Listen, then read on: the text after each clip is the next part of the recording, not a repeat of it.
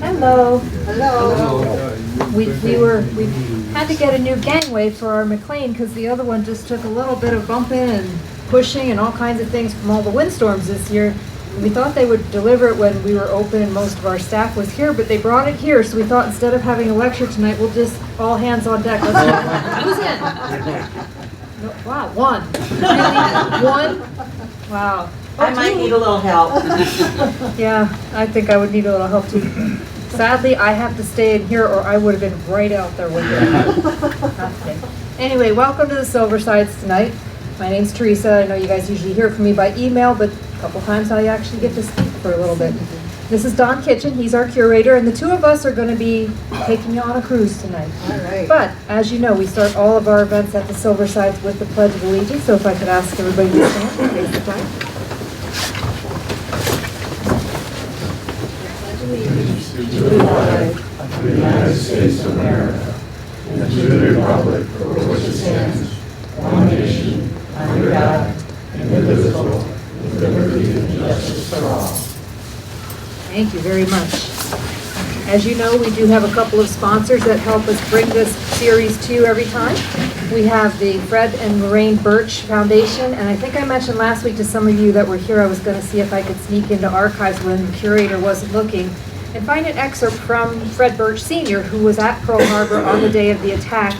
And it's just, you know, it's one of those things where we can tell you about it, but hearing it in the words of somebody who was there is really moving. So another night I will be sharing that with you, but there's only so much of my talking you want to hear in one night, so not this night probably. Coming up next week, we are going to go to Alaska and talk about the history of World War II in Alaska. We're going to have John Heaton, with the professor of University of Alaska.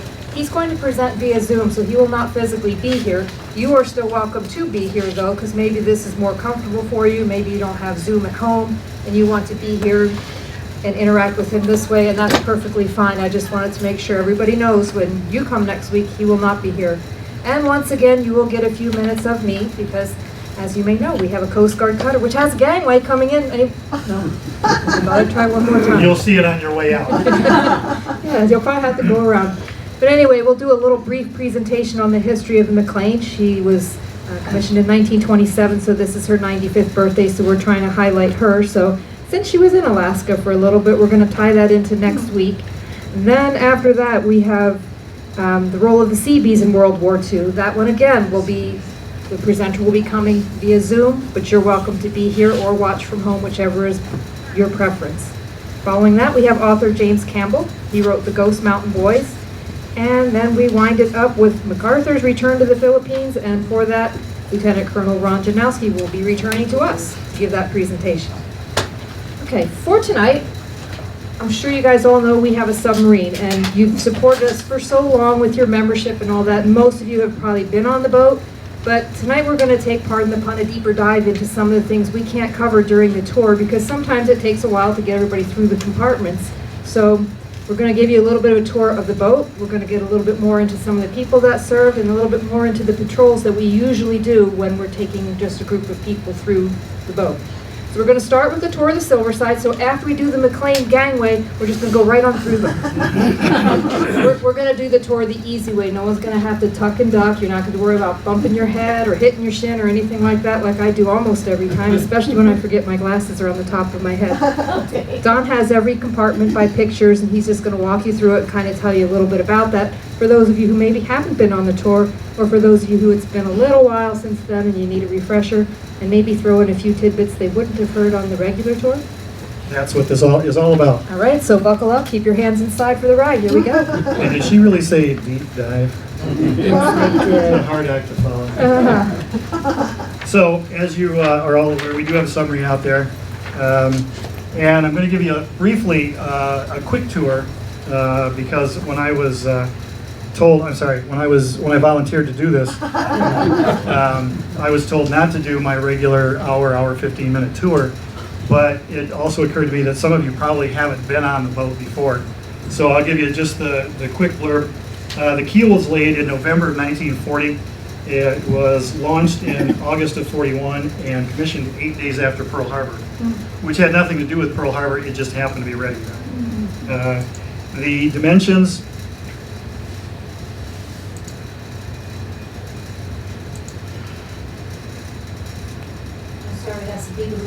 admitted, I believe this one is your daughter. Not named Cliff. You went by her already, but Cliff isn't in. Isn't her. Anyway, the dimensions of the sub, it's 312 feet long, or just a couple inches less than 312 feet long. It's 27 feet wide on the outside, only 16 feet wide on the inside. So literally somebody my size, 6'2", we can touch one bulkhead and touch our fingers and touch the other bulkhead. And yet when you're inside, you really don't notice, I don't notice anyway, how cramped it is, because you start looking at the wires and the conduits and the pipes and all the other things that are inside there, and pretty soon you're just wandering around all the different places inside the boat, and you don't even realize that it really is that small inside. For crew, the war reports used to list the number of officers and enlisted men that were on the boat, but partway through the war that changed, and so now you don't actually get the exact number. I don't know whether it was for security purposes or there was another report, somebody just knew how many people were on it. But generally there were 68 officers and 65 to 70 enlisted guys on there.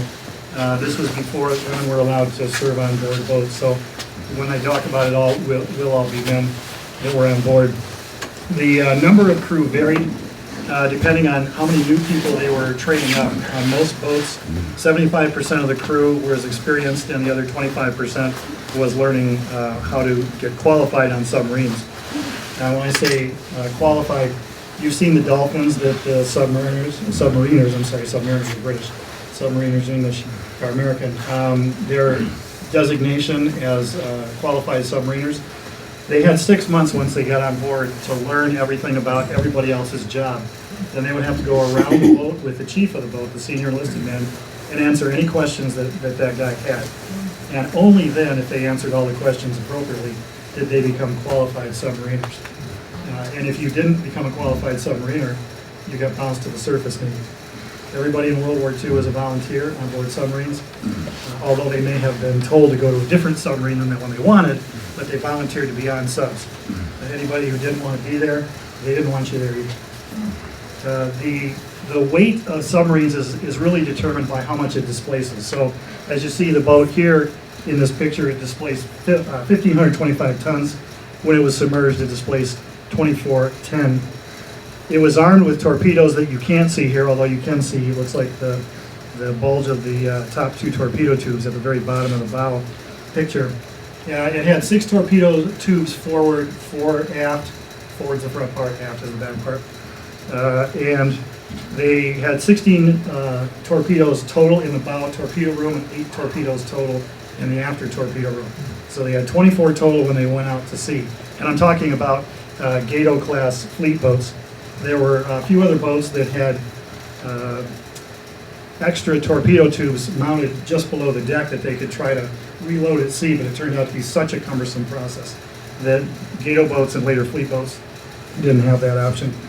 The guns that were also on board, kind of interesting. They started out with a 3-inch gun like you see in the front of the museum. They later switched to a 4-inch gun like is on the boat, and then it became a 5-inch gun on our boat at the last war patrol. The various lesser guns, the anti-aircraft guns, were placed in different places on the boat depending on what war patrol you're looking at. There were 10 different configurations that were on the boat throughout the war, and I think I found an 11th. The tough part is we're not really sure it's the Silversides boat that we're looking at. The picture says it is, but because it's during the war, there's nothing on it. There's no paint. You can't see the hull number. There's no Silversides painted on the back. But it's reported to be the Silversides, and if it is, I found 11. The guns that were on the boat were completely up to the discretion of the skipper. And in fact, later I'll talk about an incident that happened on this boat that caused the skipper to go from a bow gun guy, in other words, the large gun was mounted ahead of the bridge, to after. So let's look then at the compartments that I was told about.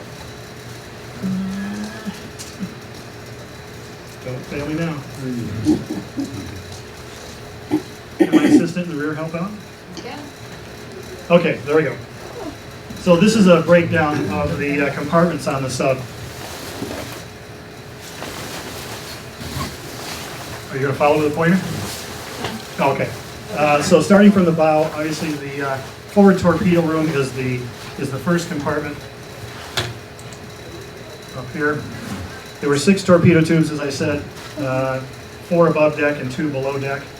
They also stored the other torpedoes and 16 people in there. The next compartment aft was the forward battery compartment, and it's real hard to read, but there it is. And right above that were officers' quarters. The next compartment after that was the control room, and below that, the pump room, where most of the pumps and compressors were. Directly above that, and what a lot of people refer to as the conning tower. The conning tower is actually an 8 by 15 foot cylinder that goes just below the main deck and not quite up to the bridge. This whole area is not really the conning tower, although a lot of people refer to that both in the movies and even sub-vets sometimes refer to it as the conning tower. But the conning tower is a true separate place, separate compartment right here. Then after that, you have the main galley, the crew mess, the 2 engine rooms separated by a watertight door, the maneuvering room, which is kind of a misnomer because there's no room to maneuver in the maneuvering room. It's a little teeny tiny room with a kind of a circular path you have to go through it because of all the shielding.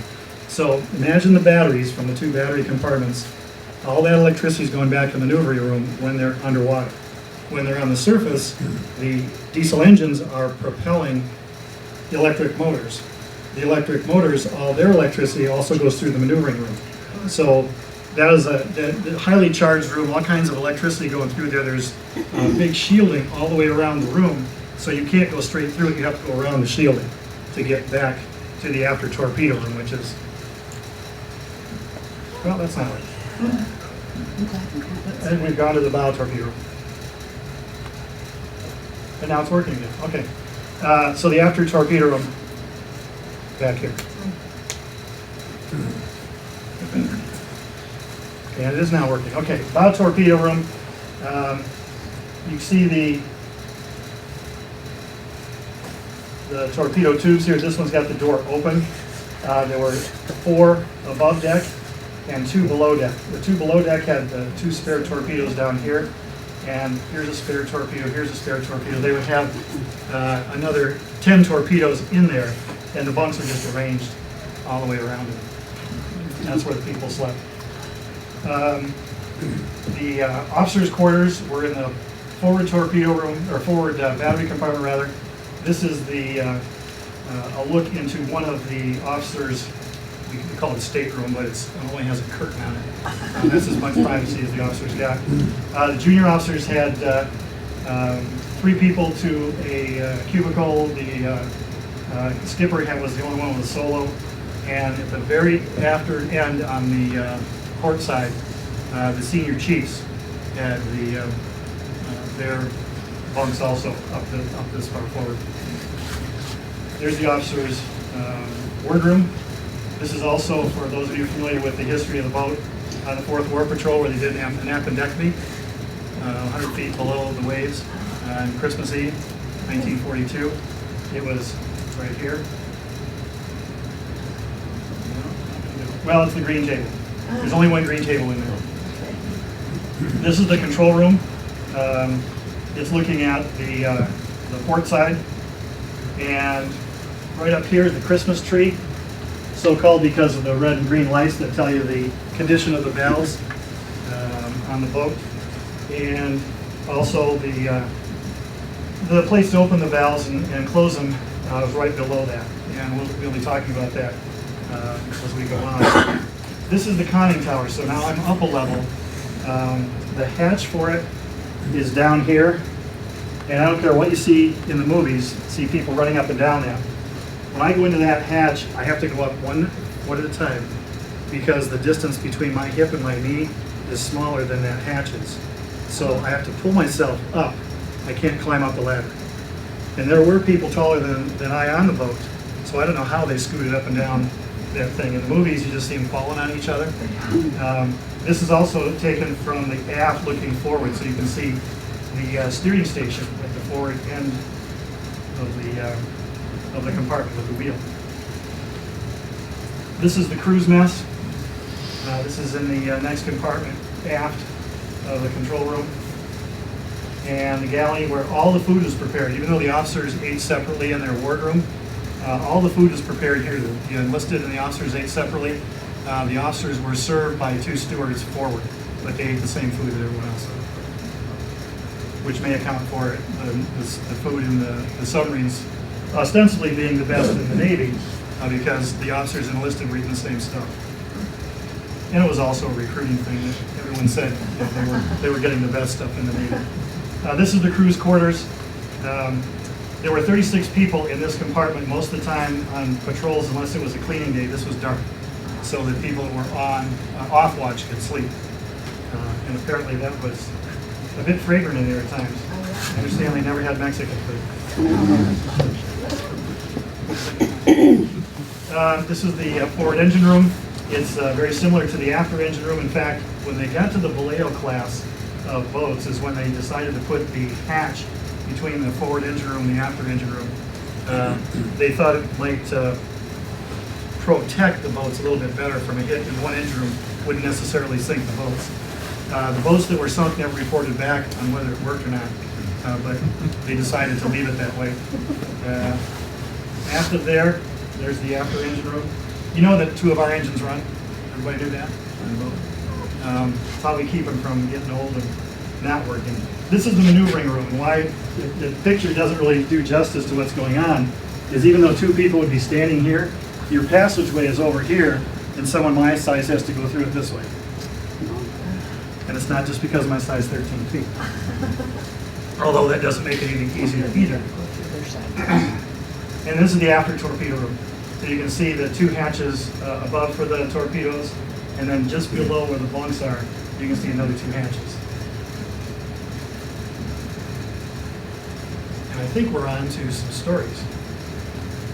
Yes, as we all know, the submarine has lots of parts, lots of technology, and honestly, if somebody wants to know the technology of the boat, I'm not the person to ask. I do much better explaining to 8-year-olds the difference between a frying pan and Japan. But we want to spend some time talking about the people on the submarine, because the submarines are not going out without them. In 1963, the USS Thresher and her 129 men were lost at sea. One couldn't mention the tragic loss without observing in the same breath how utterly final and alone the end is when a ship dies at the bottom of the sea, and what a remarkable specimen of man it must be to accept such a risk. The following words are excerpts from an article written on this topic by psychologist Dr. Joyce Brothers.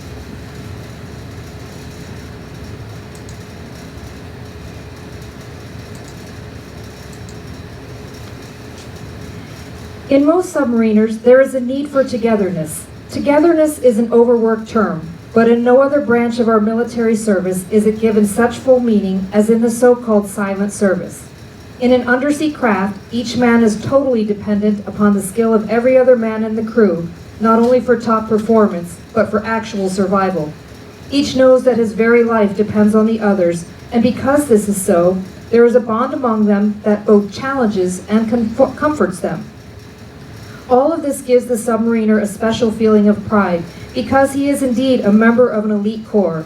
The risks, then, are an inspiration rather than a deterrent. The challenge of masculinity is another factor which attracts men to serve on submarines. It certainly is a test of a man's prowess and power to know that he can qualify for this highly selective service. There is nothing daredevilish about the motivations of the man who decides to dedicate his life to the submarine service, though. He does indeed take pride in demonstrating that he is quite a man, but he does not do so to practice a form of foolhardy brinksmanship. To see how close he can get to failure and still snatch victory from the jaws of defeat. On the contrary, the aim in the submarine service is to battle the danger, minimize the risk, to take every measure to make certain that safety, rather than danger, is maintained at all times. They are men who know themselves a little better than the next man. This has to be so with men who have a healthy reason to volunteer for such risk. They are generally a cut healthier emotionally than others of similar age and background because of their willingness to push themselves a little bit farther and not settle for an easier kind of existence. We all have tremendous capabilities, but are rarely straining at the upper level of what we can do. These men are. The country can be proud and grateful that so many of its sound, young, eager men care enough about their own status in life and the welfare of their country, to pool their skills and match them collectively against the power of the sea. Submariners like these men aboard Silversides in Pearl Harbor came from all over the country. They were fathers, brothers, uncles, cousins, sons. They were us.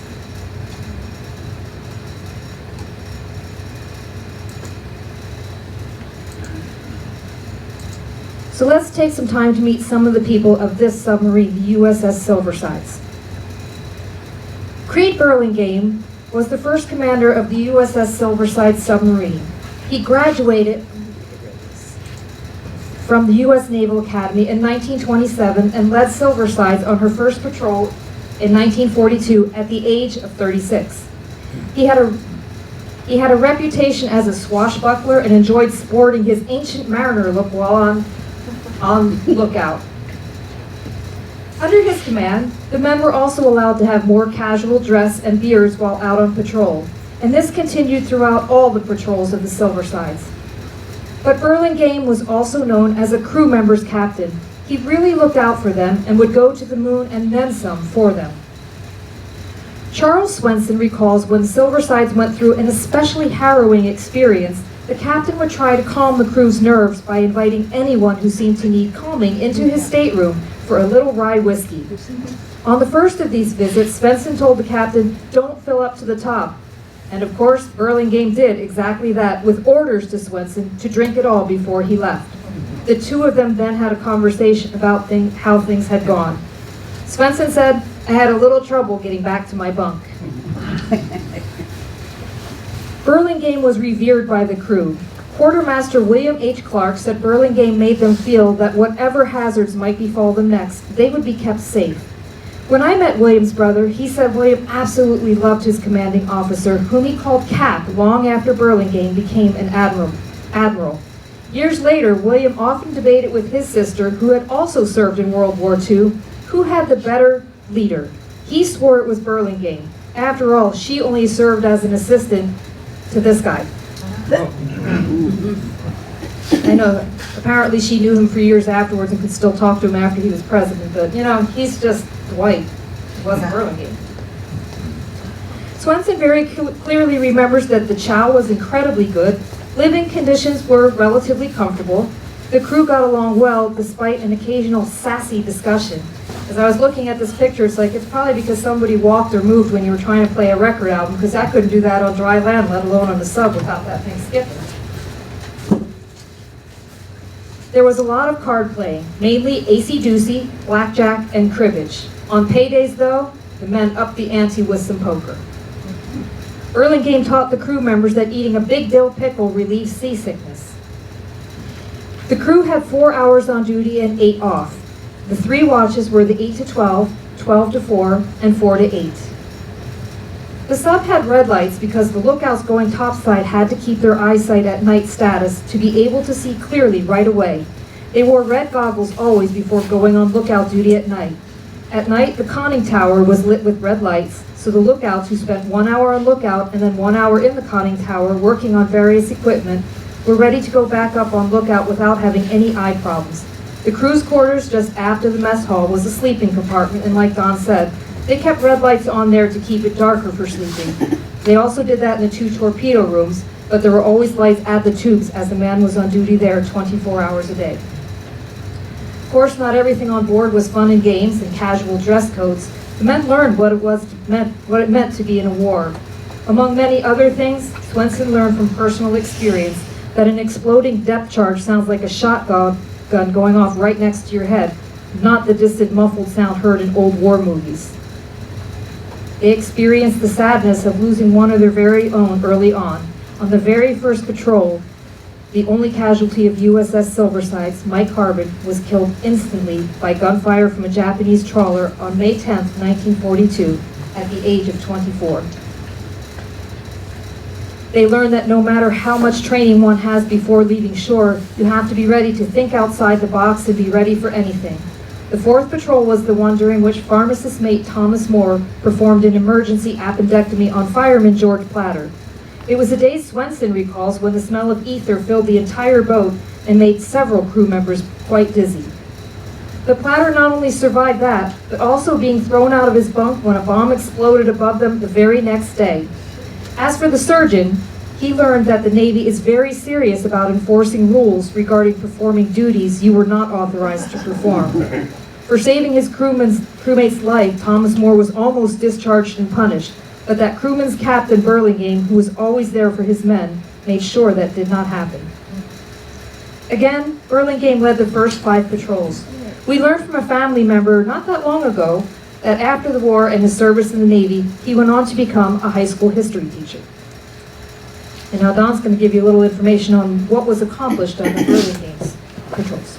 Yeah, and the 5 patrols that the Burlingame was the commander of, they were some of the most successful. And the reason I want us to take a little bit of time on these War Patrol logs, I don't know if my pointer's going to start working on it. Oh yeah. Notice that they start from Pearl Harbor and they're going all the way across the Pacific to the Japanese home islands. They do this on the first 2 war patrols. It literally takes them almost as long to get from Pearl Harbor over to Japan as it does for them to be on station there.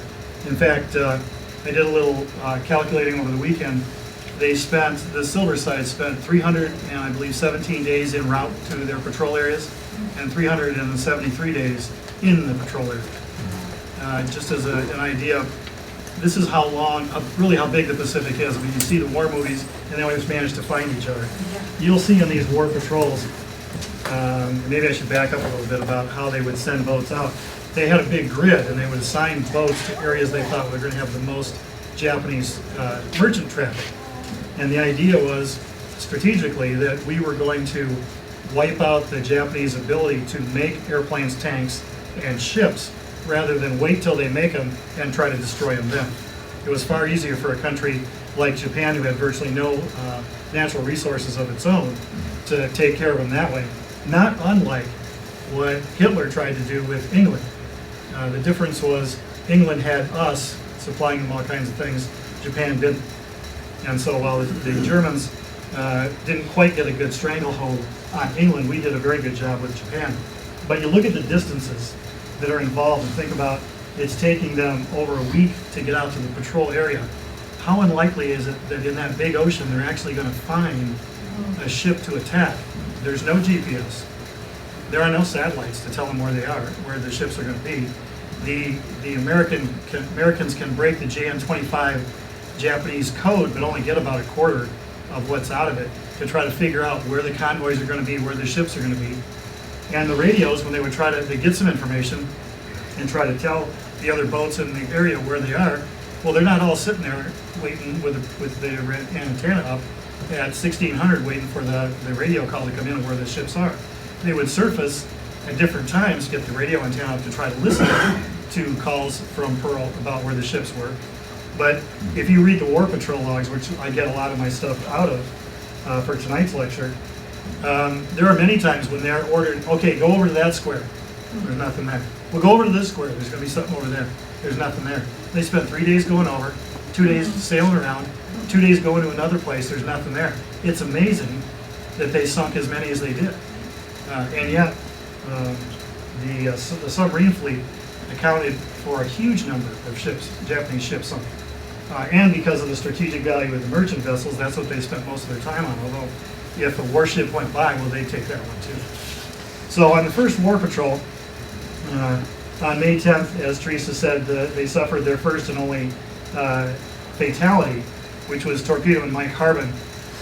The Silversides decided to attack a trawler, an armed trawler about this size, a little bit bigger than the McLean out here. Turns out the Japanese they got over their surprise at seeing an American submarine fairly quickly.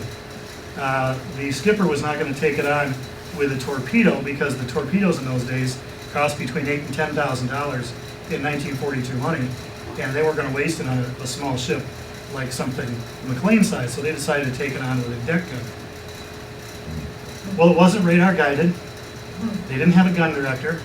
They had some people on deck looking through a telescope and then an open sight. So imagine shooting skeet off the back of a horse. You're doing this, and the ship you're trying to hit is doing this. So do you shoot on the way up? On the way down? When you're on the way up? when they're on the way down. The bottom line was this attack where Mike Harbin was killed lasted over an hour. After the first 30 minutes, they believed they hit it 12 times. The skipper was kind of angry that they weren't getting it more. The executive officer decided he was going to take over pointing the gun. So he went down and got on the gun, and they attacked for another 30 minutes. They fired 164 rounds of 3-inch ammo. They believe they hit it 12 times. And I have to give the disclaimer. It's not the Army saying that the Navy guys can't hit anything. But like I said, it's to shoot the ski off the back of a horse. Well, they did set it on fire, and they went away thinking that was the end. And they saw another ship coming in. They believed it was the mothership for the trawler. So they submerged and tried to sneak up on that guy. That one got away, and so they left it. It turns out later the crew did not leave the Japanese ship. They did come and get taken off by that mothership. It burned to the waterline and did eventually sink. Also on that first war patrol, they were attacked by a submarine. And the Silversides attacked back and was given credit for sinking the submarine.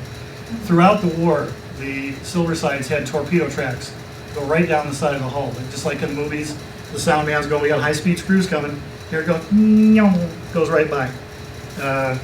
This was not the first one they actually sunk, but it was not the only one that sunk, but it was the first one on the first war patrol.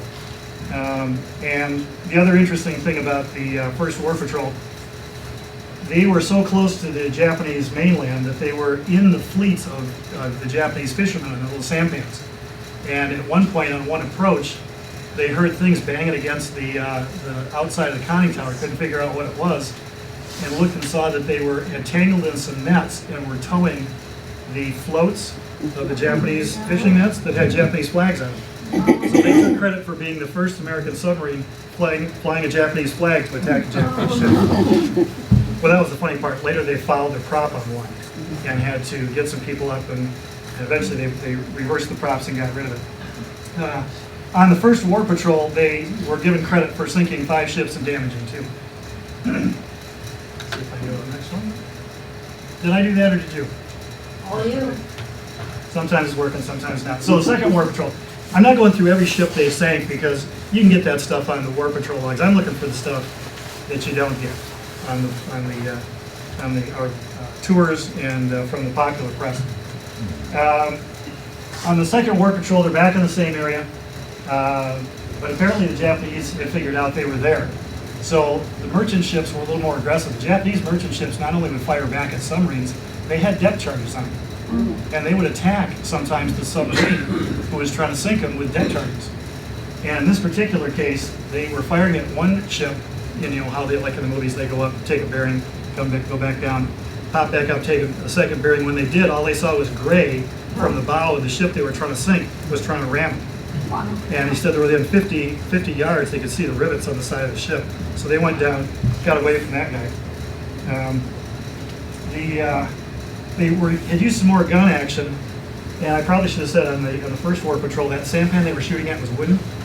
And the rounds they're shooting are armor-piercing type rounds, so it's going right through the wooden hull and leaving a 3-inch hole and going right out the other side. So on this war patrol, or after this war patrol, the skipper, Burlingame, said, you know, Bureau of Ordnance, I need some incendiary ammo. And the people at Pearl Harbor said, well, that's kind of interesting, but we're pretty sure they're going to tell you no because they don't have it. And they're not going to ask the Army because they do have 76 millimeter incendiary. So they sent all these letters around, and the last thing you see in the war patrol logs is, oh, by the way, the Bureau of Ordnance says you're not getting any incendiary, you just have to shoot more ammo. Oh. Shoot better. That wasn't quite the answer they were looking for. Okay, how many people have seen the Cane Mutiny? Movie The Cane Mutiny. Come on, most of you see the Cane Mutiny. You remember the missing strawberries? It wasn't the first. Have you ever heard of a candy bar called the Jolly Jacks? Nobody's that old? Okay, I wasn't either. I had to look it up. Some kind of candy bar made in the 40s. Well, there was a guy on board, an officer had a stash of those. And he would give them out to different people or would reward himself for one, with one, after sinking a ship or different patrols or something like that. Well, it turned out they turned out missing one day. And so this officer decided to turn the ship upside down, looking for the missing Jolly Jacks. And wasn't quite as bad as Captain Quee, but apparently got quite the reputation on the boat for the antics that he was having of trying to figure out who has wrappers, who's got chocolate on their breath, who's got little brown stains from the chocolate bars. And just like the K Mutiny, it turned out the stewards thought the candy bars had been purchased with the crew mess fund. So they were giving them to people. And they never got that figured out, but for the rest of the time the officer was on the boat, somebody would come up with, I don't know, I think we ought to check the Jolly Jacks. I'm pretty sure it's the same thing. And this guy really got upset. So the K Mutiny thing really happened. It wasn't with Quee. It was with Burlingame.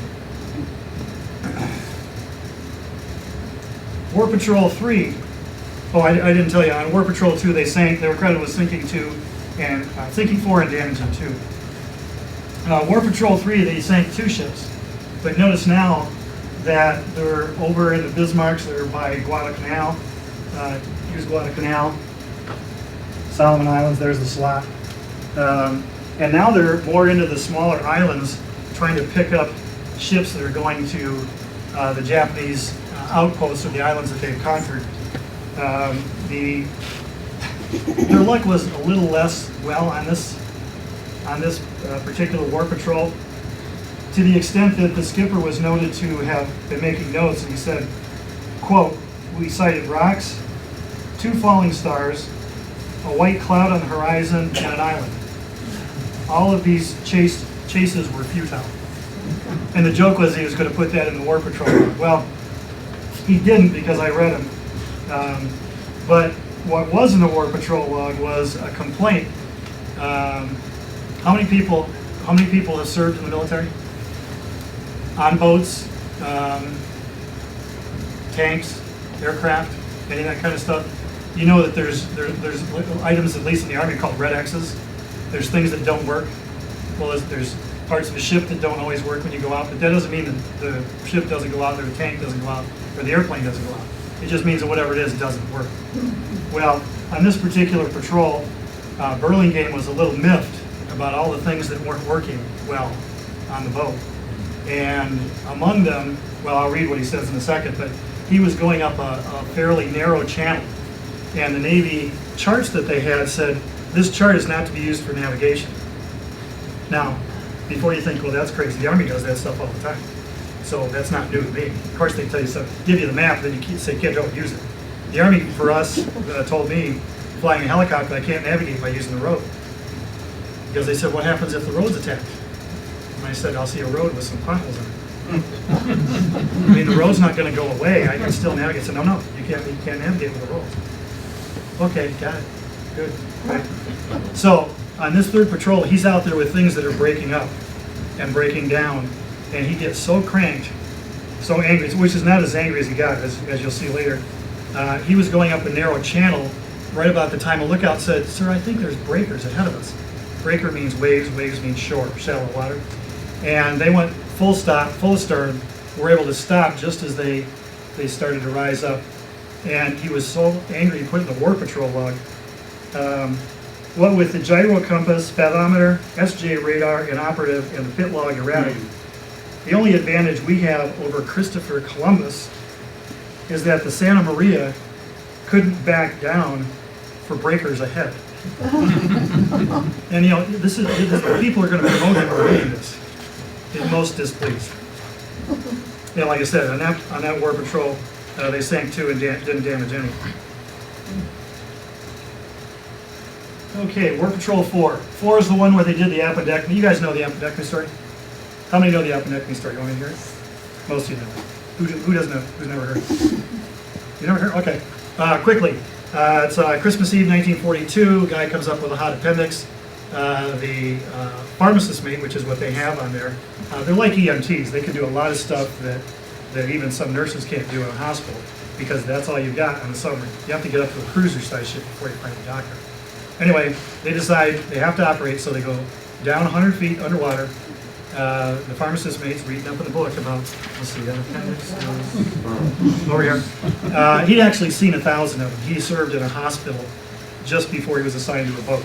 So he'd actually seen 1,000 appendectomies, but he never held a knife. And if you ever cut on anybody, that first person's really tough. Anyway, he watches, he decides, tells the skipper what we have to do. They don't have a retractor, so they make one out of spoons. So once they get them open up, they can look inside there. They grind down knives, so he has something that resembles scalpels. He had some other equipment that he had. They give him a spinal. Yeah. And that was okay for a couple hours, but this surgery lasted 4. Mine lasted 20 minutes, but his was 4 hours. After 2 hours, the guy says, "Hey, Doc, I can feel my toes again. You need to do something." So they opened a can of ether on a submarine, 100 feet underwater. Everybody could feel the ether. Anyway, they get the appendix out, but there's a bleeder, and it takes them a while to sew up all the bleeders. After 4 hours, the operation is over. 6 days later, he's back at work, and he lived over 60 years after the end of the war. And that was the 3rd appendectomy done on a submarine in 42, and the Navy said, no more in 43. And we think it's because the docs thought the pharmacist mates were cutting into the business.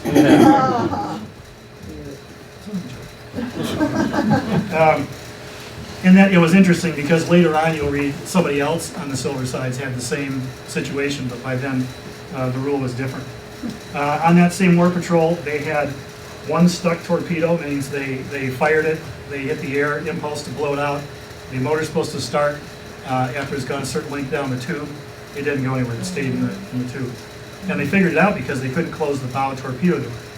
So they had to wait till later they could get up on the surface, and just before daylight, they were standing on the bow looking over and going, yep, torpedo down there, ready to blow. So they decided, okay, here's what we're going to do. We're going to load up the air again, 600-pound air to blow it out. We're going to go full aft. And so they, okay, here we go. And it went. Went out, it was dead. Didn't explode.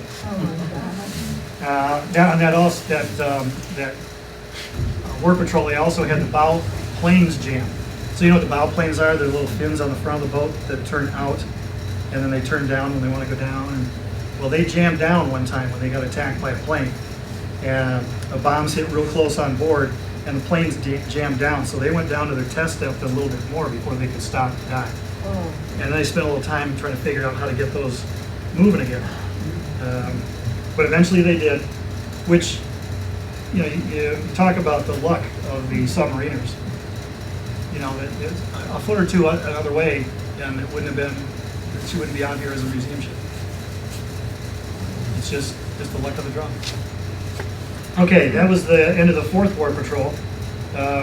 On the 5th War Patrol, remember I talked about all the things that the skipper wasn't happy about? It took him 4 tries to get out of Pearl Harbor. It's not on this map because they didn't put it on the map.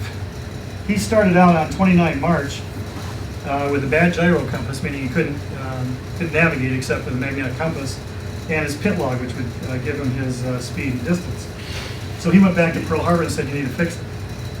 So they fixed it. On 31 March, he went out again. The gyro went bad again. He went back again. On 3 April, he went out. The 2 main motors started arcing, causing other problems. That set fire to the cork insulation in the maneuvering room. He went back again. Now, the maneuvering room issue was a real problem because the cork insulation was on fire. They had to replace it, all that kind of stuff. But we believe at some point they just said, you know, the war's to the west. Just get out, go find it. So eventually he did. On that 5th War Patrol, which was his last war patrol, they sank 1 ship, didn't damage any of the others, but they did drop 24 mines. And then after that, I don't know if it was because, you know, I mean, they tended to, after 5 war patrols, usually relieve the skippers and give them shore duty for a while. And some thought, I mean, I've read other places where some thought that after 5, they started to believe their own invincibility and get a little more reckless. taking a little more chances. And so you'll see on this boat, Burlingame did 5, Coy did 6, and Nichols did 3 before the end of the war. But you see a lot of boats, 5 or 6 more patrols than they would change skippers.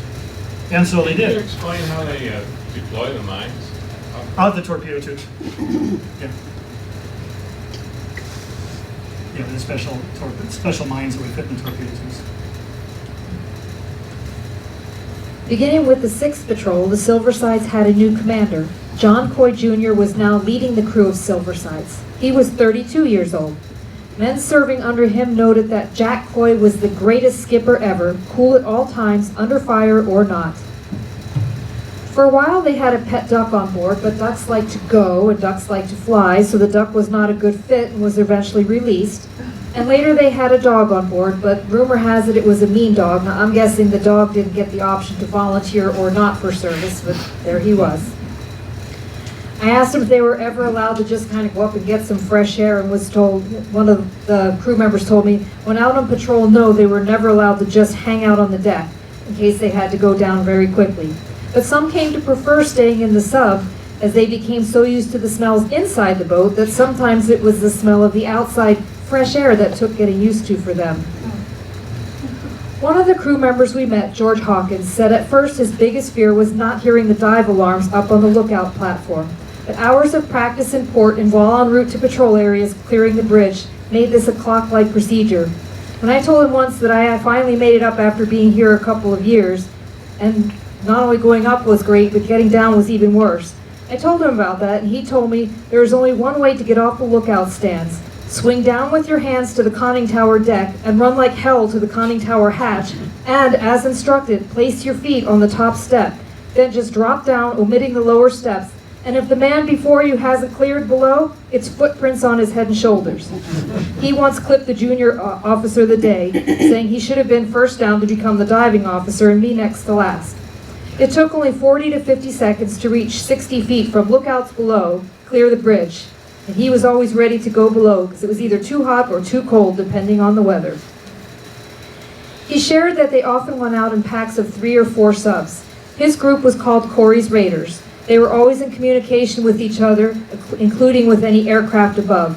On one patrol with the pack, one of the boats in the pack had her afterhatch blown off and could no longer submerge. Silversides was ordered to stay above water the whole time while they escorted it back to Guam. They usually spent 2 months on patrol and 1 on rest and refit. They spent a lot of time in Saipan, Tinian, the Solomon Islands, Guadalcanal, Guam, Brisbane, Sydney, and Pearl Harbor. They often refueled and stayed overnight in Midway. This crewman told me that he shared that a lot of boats got stuck on the rocks there, but the Silversides never did. Once over a period of 8 hours, the Japanese dropped depth charges around Silversides. They dropped them in a wide pattern, not knowing exactly where the sub was. The men had to lay on their bunks while the boat was in silent running all that time. We could hear the boats off at a distance and then get closer. We could not talk or move all that time, as the officers feared that even the noise of a penny dropping would alert the Japanese to our position. We could plainly hear the rotating of the propellers turning as they passed over us. As he sat on his bunk, he used a grease pencil to tally the explosions on his locker. 5, 10, 15, 20, 25, 30, 35, 40, 45, 50, 55, 60, 65, 70, 75, 78. It was one of the longest and scariest moments of his Navy career. He said it was Lieutenant Commander Coy's good leadership that kept us sitting and quiet and alive. George Hawkins commented that even as an old man, he did not like eating in any type of cafeteria or restaurant setting because the noise of the rattling silverware brought back such bad memories. Once while in Guam, the boys took a bus to a banana plantation and decided to borrow some of the bananas until the rightful owners of the bananas chased them off with machetes. He recalled the time they were pinned down by the Japanese for 24 hours. Being down this long is so dangerous as the hydrogen gas builds up and can become very explosive. They were finally able to get away long enough to surface and recharge the submarine's batteries a little bit. But 6 hours later, the Japanese were back, and this time Silversides alternated surfacing, charging full speed ahead, and charging batteries, then diving again. The practice was continued for a long time, and it finally worked. There was time in port for a little R&R. Often the game of choice was baseball. Those who were athletic were chosen for the teams. Those who were not watched and cheered and drank beer. Don't think they were sad that they didn't get chosen. He shared the memory of a crewmate who got electrocuted in the maneuvering room. Clarence Little Kelly dragged Marion Borowski into the aft torpedo room. Marion had gotten tangled in the high voltage wires of the maneuvering room and electrocuted. Chief Lloyd, the only crew member to serve all 14 patrols, brought the man into the aft torpedo room, performed CPR on him, and brought him back to life. Salve was applied to put the fire out on his body, and then he was able to return to work shortly.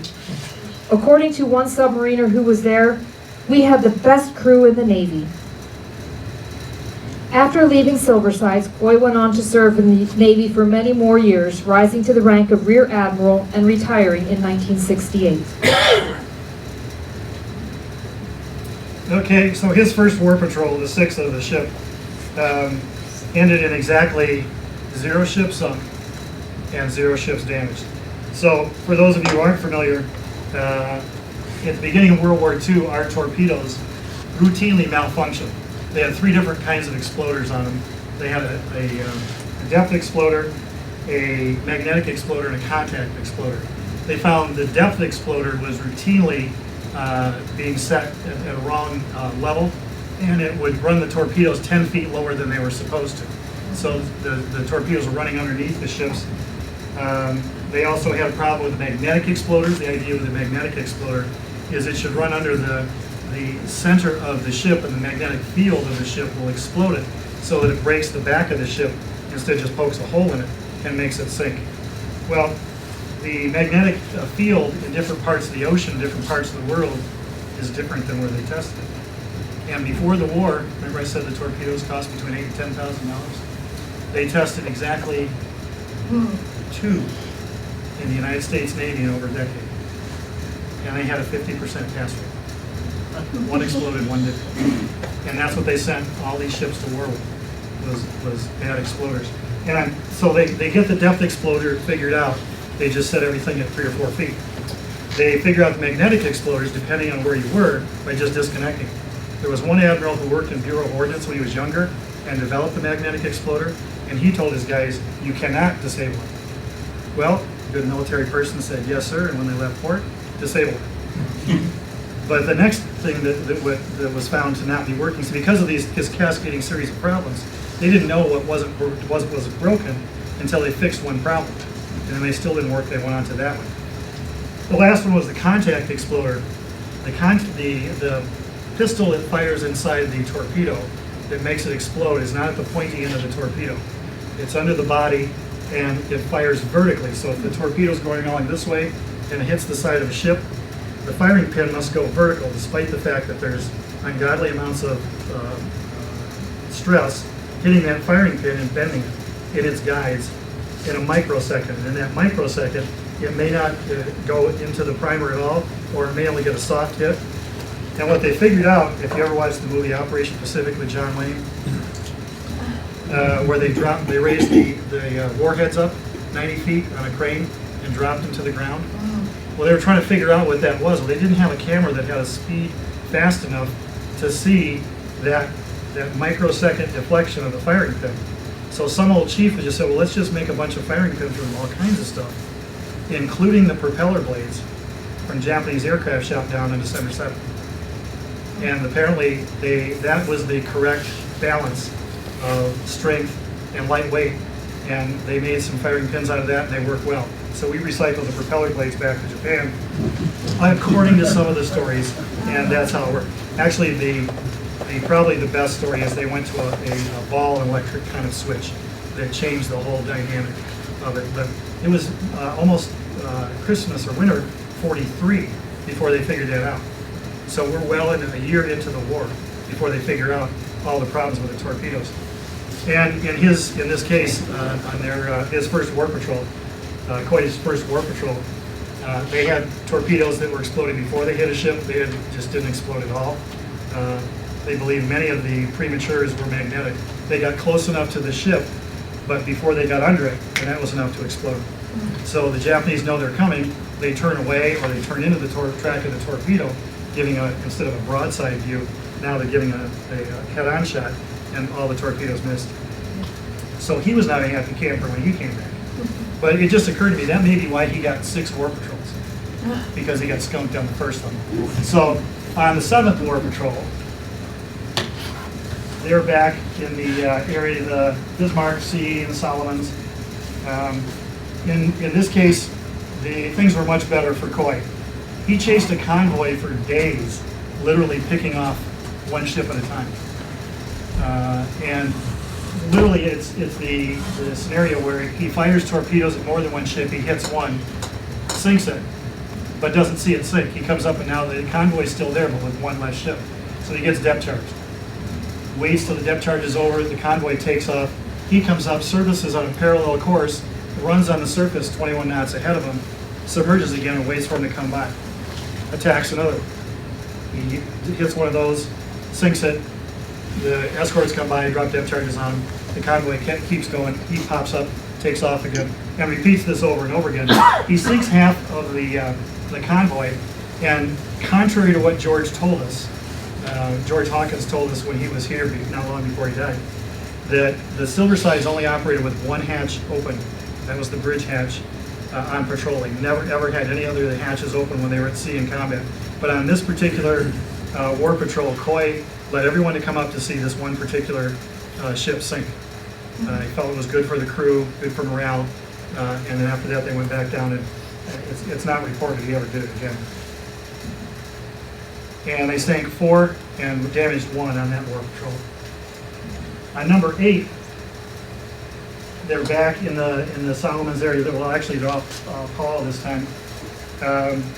They see a hospital ship, and all the hospital ships in World War II were painted white or some combination of a light color with a big red cross on it. And they would broadcast their route, so submarines, warships, and aircraft would know you don't attack them, you let them go. But while they're on this war patrol, they see this hospital ship going back and forth, not between any places where there's any fighting going on. And they're starting to wonder, what are they doing? Are they hauling supplies on this hospital ship that we can't torpedo back and forth? Because they're not going long enough to get to some place where they can get first aid. They just seem to be going back and well. Anyway, they never figured it out. But on this patrol, they have one of the wildest attacks that they have on during the course of the war. Frequently convoys, I don't know if you ever see them from overhead, they'll have 3 or 4 columns of ships and escorts, destroyers and destroyer escorts around, trying to keep the submarines away. So, and they would zigzag frequently, meaning they'll go in one direction and then turn 60, 80, 90 degrees, never the same number of degrees, just to throw off an attacking submarine. So there, he's got another convoy, he's watching the convoy, and then goes back down, says, okay, this is where they are, this is so many ships, prepare all tubes, all 6 forward and all 4 aft. We're going to take them on as they come in. He comes up the next time and finds out that he's the #1 position in the starboard column of ships. The escorts are behind him. All the ships he wants to shoot are in front of him, but they're so close now, he's literally part of this group. So he says, well, okay, that's great. He fires 7 and 8, those are after torpedo tubes. Then he fires 9 and 10, just turns a little bit, 9 and 10. He's not so much aiming at them because the ships that he's closest to are too close for the torpedo to arm before it'll explode. He's counting on them hitting the ship in the next row.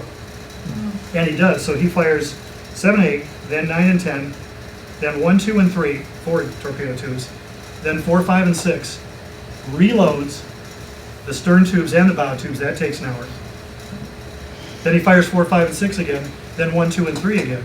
In the course of this 3-hour battle of essentially running and gunning, he is shooting 16 torpedoes.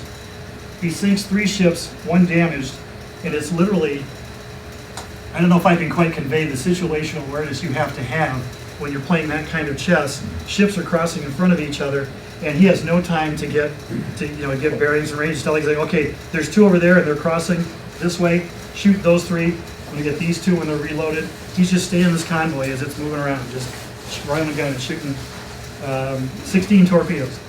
It gets credited on that war patrol for sinking 4 and damaging 2.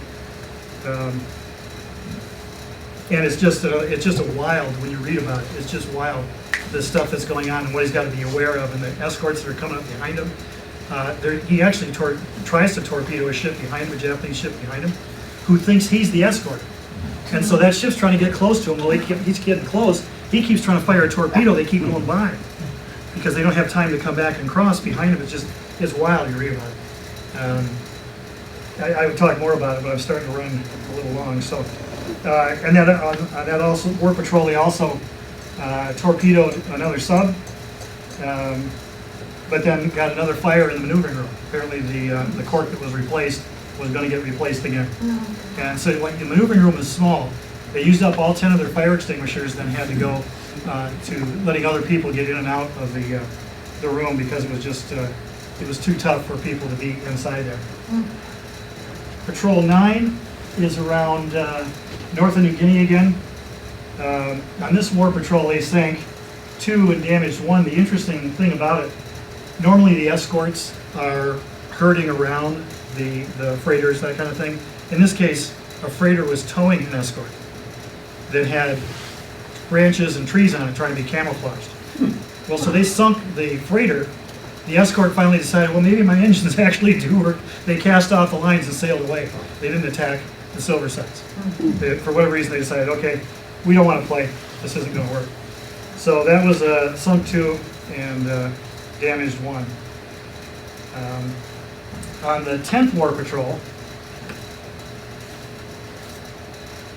off in the Marianas, this is another one where they had great luck. 5 sunk, 3 damaged.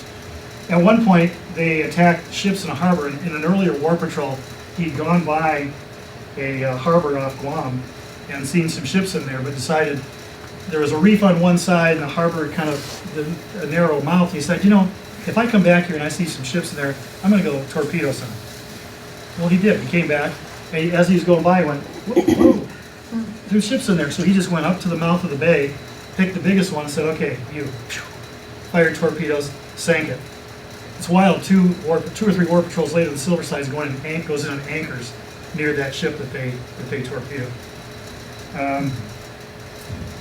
They had a hydraulic pump problem on this particular war patrol, and it isn't. In fact, I didn't tell Teresa this. This becomes an interesting issue with the new skipper Nichols afterward. But they had to do a hand dive, meaning they couldn't use the hydraulic controls to operate all the valves on all the ballast tanks. They had to do a hand dive. And Taking all my good stuff. what? You're taking all my good stories. No, I'm just saying. I just found that today in the war patrol logs, because now we know maybe why Nichols decided to do it. Anyway, they had a hatch problem on this one. They were doing some work switching one of the ballast tanks from a fuel ballast tank back to a regular ballast tank, and they dropped some flanges when they were jumped by an airplane. And as they went scrambling down the hatch, they dropped one of these and didn't know it. And later, when they were being depth charged, things started to move around. Well, when they tried to surface, couldn't get the hatch open. So they had to go through a conning tower hatch back up on deck to the bridge, and found that there was a flange, or Tom, what are you guys putting on the ballast tanks? Manhole covered. Yeah, just a cover. There was a cover that was jammed in the hatch, and they couldn't get it open, and would not have known about it, but for that particular attack. At this time, the Silversides has been out for quite a long time without a major overhaul, so they went back to Pearl Harbor after this war patrol, and then ended up going back to Mare Island where the sub was built for a major overhaul. On the way back to the Pacific Theater, they were with several other submarines, including the Trigger. And the skippers of the Trigger and the Silversides decided to see who was fastest. So they had a race for an hour. Now, I have to tell you, the trigger won, but they cheated. They cheated because they had blown all their tanks completely. So they were higher out of the water. The Silversides had done it appropriately. They were ready for combat. And so they were deeper in the water. But it was close. It's very close. But they cheated, trigger cheated, just in case anybody wants to know. On the 11th War Patrol, Coy's last, they, as George said, they did become a wolf pack. It was one of the early times when American subs tried the same thing. And this time they were off Taiwan. They had gone out with trigger again, and the salmon, and George had talked about this. The salmon had actually been beaten up pretty badly by depth charge attacks, and they had a hatch that wouldn't close. It wasn't actually blown off, but it was as good as it was open about 30 degrees. They could not shut it, so they couldn't submerge. So the salmon called the other subs in the area, I think it was Sterlet, the salmon, the trigger, and they literally formed a group on the surface around the salmon, manned all their anti-aircraft guns, and decided they were going to fight it out with whoever came at them. And more than one Japanese plane came close and just said, "We've never seen this before. No, we're not going there." And they got salmon back to Guam. And that was it for Commander Coy. The final commander of USS Silversides in World War II was John Nichols. Under his command, we had another dangling torpedo situation.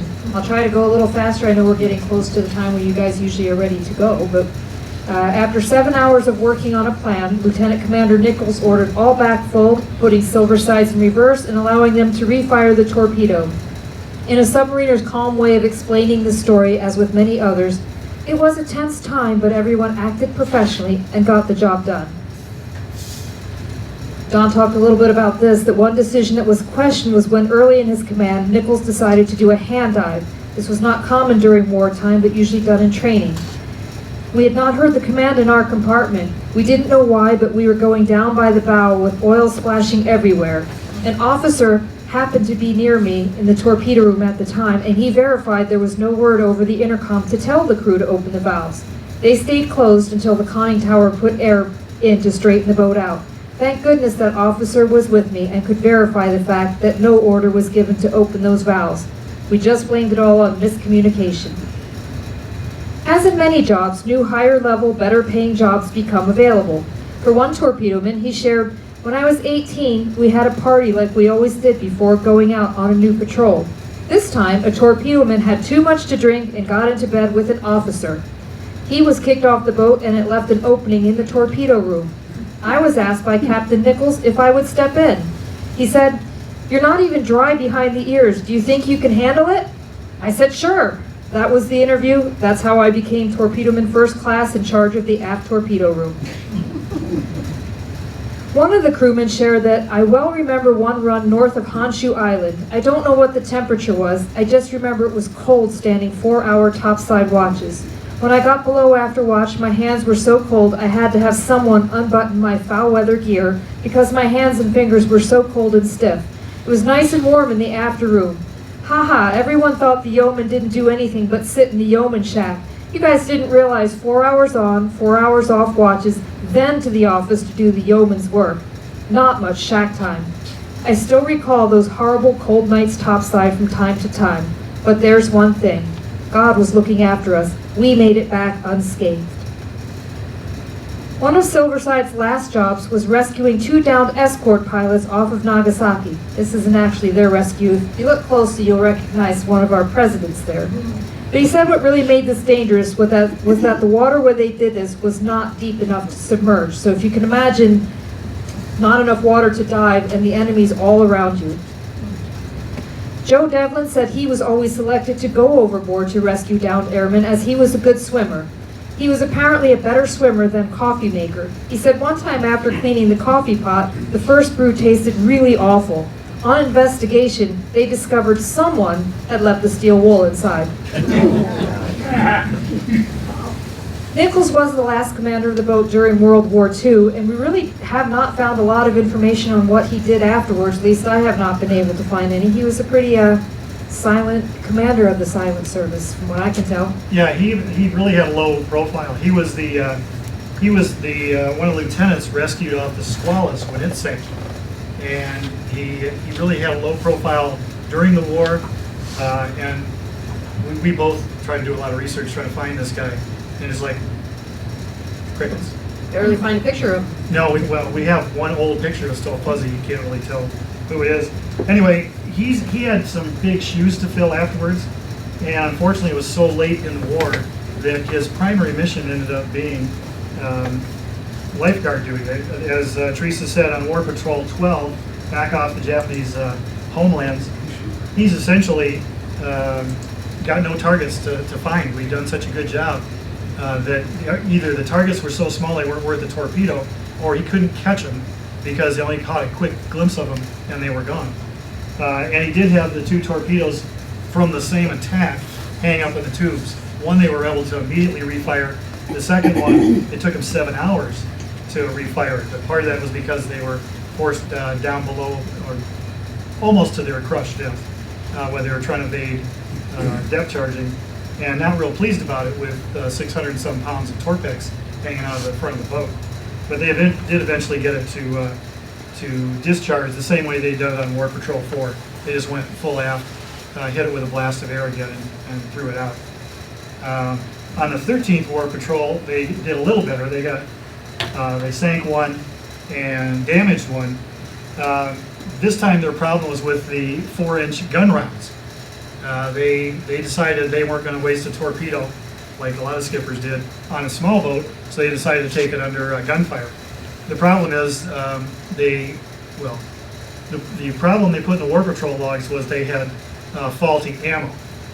The way I read the War Patrol logs, they fired 90-some rounds, had 3 that didn't work well, but they blamed the whole attack on faulty rounds. Whatever the reason was, they didn't have a whole lot of luck with the torpedoes or their guns.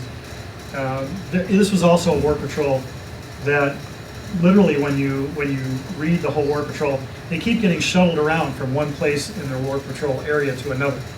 And so if they were going to have a chance to find something sailing by, they needed to at least wait someplace for it. But they kept, well, go over here, there's a down B-29 over here, there's a TBM over here, privateer somewhere else. They were going all over the place and never did pick up anybody on that. Their last War Patrol, the 14th of the boat, they were again off the Japanese islands. This time they didn't even go back to Pearl before they went back into the war zone. They just went to Saipan. They did get credit for picking up 2 aviators, one Army pilot and one Navy pilot. And they had another crewman come down with an appendix problem. This time, however, they followed the new rules, which meant they caught another boat heading back to Pearl and transferred the guy. And so that's what happened. The guy was off the boat. And they did also spend a lot of time shooting up mines. So if you see it on the side of the sub, there's a mine with a 16 in it because they take credit for everything. They blew up 14 mines on that War Patrol. And that's all the stuff for the War Patrols that I have. When it was time for Silversides to be decommissioned, she decided to go out with a bang. Upon arrival at the pier at New London, whoever was on the con came in a bit too fast, allowing the boat's clipper bow to overhang the wharf, striking the automobile parked there. Yeoman Joe Allison knew this as a fact because he typed the accident report. He said he did not have to worry about filling out the insurance claim for the owner of the car, who had to explain how his vehicle was damaged in an accident with a submarine. Over the years, I got to know George Hawk as well. He visited here in 2014, and he lived about 45 minutes away from my parents, so I visited his home, talked with him often on the phone. And I learned how he and so many others went from the 16-year-old kids ready to take on the world, to the 17-year-old boys who joined their crewmates in different pranks, to the 18-year-old young men who survived a barrage of 78 depth charges, to a 19-year-old adult in charge of torpedoes on a submarine in the middle of the ocean in the middle of a war. The last words he wrote to me As he knew he didn't have much time left, I had begged him for years to share his memories, but he didn't do it until very close to the end. But he shared the memories with me at the end. The last ones he wrote was, "This war and all war, no matter how they are glorified, are really bad." And as his health was failing, he knew he didn't have much time. He said, "It was important to me that everyone knows I did the best I could." In my opinion, George, the entire crew of the Silversides, all the submarine veterans, all the veterans in the military, thank you. Your best was more than enough. Can't thank you enough. So let's hear it for all those. If you have any questions, Don will be happy to answer them, including you people out there in Zoom land. If you type them into your chat, I can ask Don the questions. Good. I just make up stuff. I just, does the same crew stay with the ship? In World War II, they did, well, they did the core group. No, they don't. Now, no, well, the different boats have different kinds of crews. The But reason I asked, I'm just watching a YouTube here a week or two ago, and they're swapping crews out in the ocean. They're coming on a ship. Submarines come up and they're swapping crews off one ship and taking the old crew and taking them back home. is that because they have COVID or something on board? No, it didn't sound like it. I just, It could be with, I don't know about a that. new deal or something. Yeah. Like, I have a granddaughter that she has, I think, 3 subs she's in charge of at Kings Bay in Georgia. She does the retrofit Oh, really? on the subs. But I think she said that there was 3 that she's, when they're in dock, she's the one that's doing them. But the crew thing is what I was more curious about, was just, Yeah, World War II, they had a crew, and when they went in for a refit, it only lasted like 2 or 3 weeks, and it was either that crew or that crew with replacements. Or because she said that the crew stays right with the ship when they're in dry dock. They live right aboard the ship. They don't now. They had They a did a month refit ago, crew. let's put it that way. Yeah, well, it's a lot different than 80 years ago. Yeah, because she was, I asked her, do they stay aboard? They got barracks or what? I said, no, they stay right on the ship, because if we need something, the crew's the one that's got it. Was that now or? No, then? yeah, I just looked her a month ago, we were just down in Florida.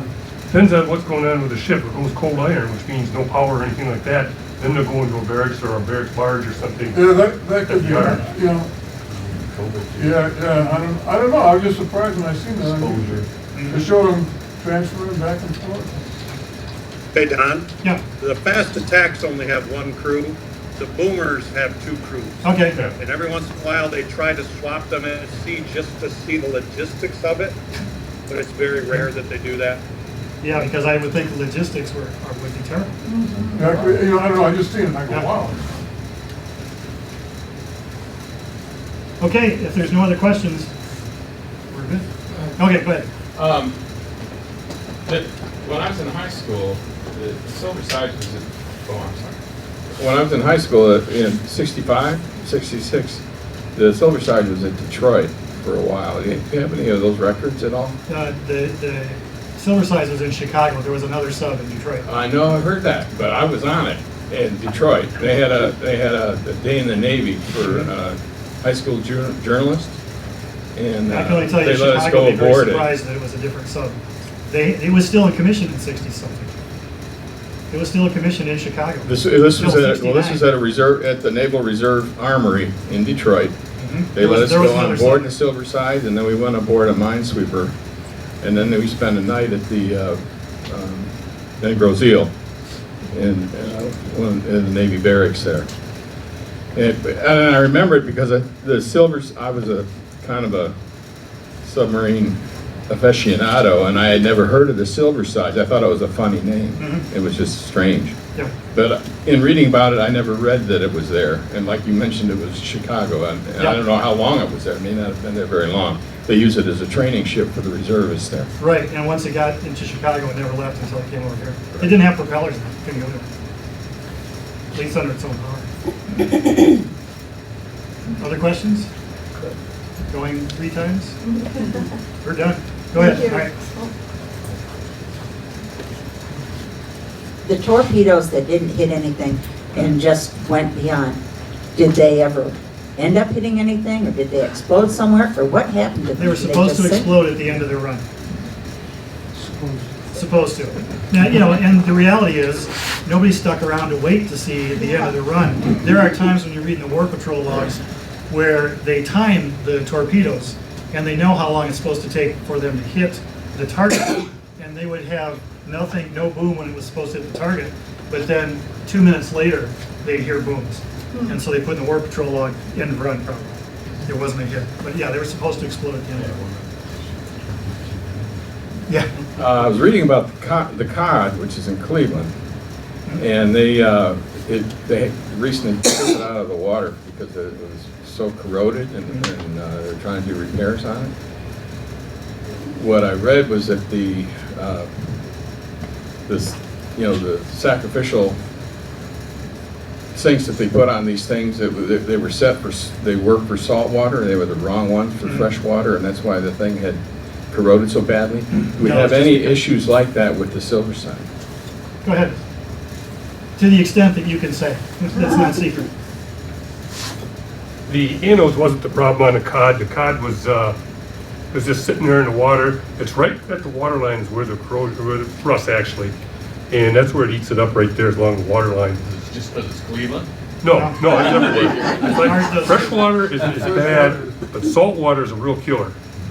And fresh water, supposedly they don't use zinc. It's Aluminum. magnesium or aluminum or something like that. Anodes. And then when you put them back mostly towards the rear end of the boat, that's where you have the dissimilar metals. You got the bronze props, you got other metals along with the propellers, the shafting, and then the steel of the hull. That's supposedly the worst area on a ship. But also with the ship moving through the water, it creates a little electrical charge. And it's this transfer of ions across from the water to the boat and back and forth, and that's what eats them up. So is this one deteriorating like that? They all do to some extent. And, We'd love to get it dried out. We do want to get it dried out. I don't know if I can get this one on the screen for everybody. No, probably not. I took a picture of the Clamabore in South Carolina. If anybody wants to see what a sub looks like that didn't have a lot of caretaking, feel free to stop by. I'll show you how lovely this one looks. Clamagore was modified heavily in service. She went through two modifications called Guppy 2 and Guppy 3. One of those, they replaced the whole walking deck on it and the sail with fiberglass. And since then, the the framework underneath all that is steel. And it's not an easy place to get at, and it got ignored, and it's salt layer down there, and it just rotted away, and there's parts where they've actually cut the decking off it. You look at it, it's just the plumbing and everything else, the pressure all right there. So anyway, if there aren't any other questions, if a few of you have questions you want to ask, that's all right. If some of you need to get going, that's okay. Next week, we are going to Alaska. So bundle up, it's going to be cold. Down there.